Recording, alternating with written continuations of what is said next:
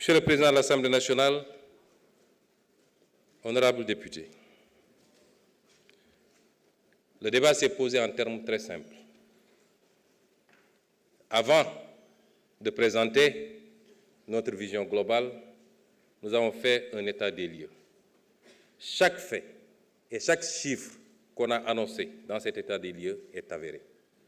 Chaque fait et chaque chiffre. Nous avons présenté la situation catastrophique du pays. On nous a vanté les mérites d'un bilan. Le vrai bilan, il est là. Il n'y a rien de plus facile que de maquiller des chiffres, d'aller emprunter de manière désordonnée. Comme on l'a dit, en calculant tout de suite le prochain mandat et de s'empresser à faire sortir des immeubles et dire que j'ai un bilan. Des pays ont fait banqueroute. Rappelez-vous du cas de la Grèce, de l'Argentine, par ses comportements. Et le Sénégal n'en était pas loin. Dieu aime ce pays. Dieu aime ce pays. Et nous devons aimer ce pays autant ou plus que Dieu lui-même. Les responsables de cette situation, ils sont là, dans cette salle. Vous les sentez perdus. Nous avons présenté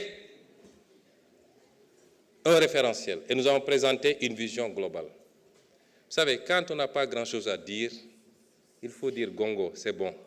Ça fait partie de la grandeur. Et Madame l'honorable députée Aïssata Tall Sall l'a fait à sa manière, puisqu'elle attend le deuxième tour pour se prononcer sur un référentiel ou une vision qui lui a été présentée. Et elle avait largement le temps, parce qu'au deuxième tour, je crois qu'elle aura à peine 1 ou 2 minutes, maximum 5.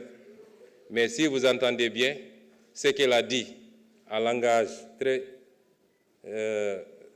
effilé, comme savent le faire mes amis les avocats, c'est que simplement, Monsieur le ministre, je n'ai rien à vous dire, tout est bon.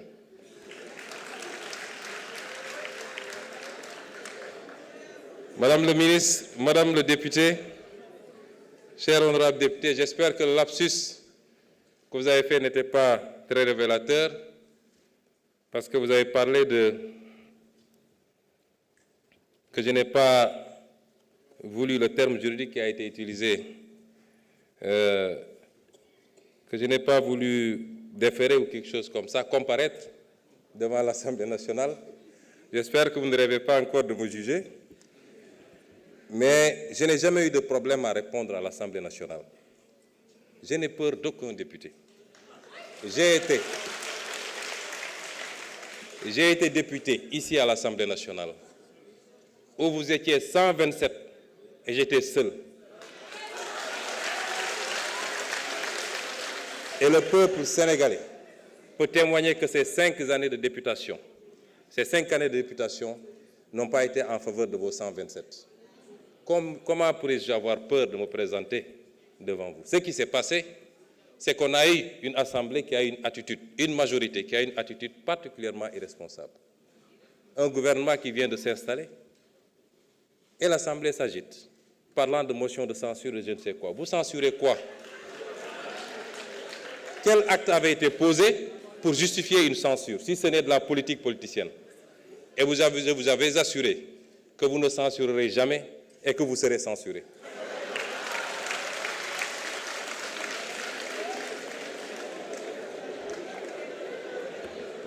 La politique,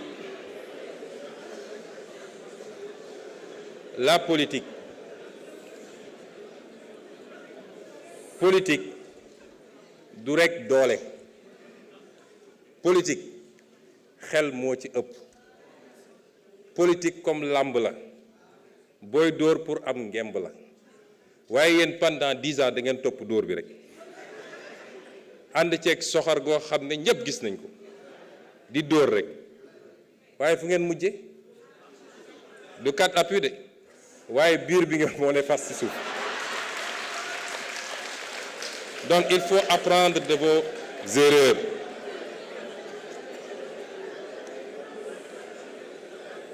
Il faut apprendre de vos erreurs et revenir à la raison. Et la raison, c'est de vous instruire. J'ai été ici, certainement un député virulent, mais j'ai été toujours dans les faits et dans les chiffres. Sur les hydrocarbures,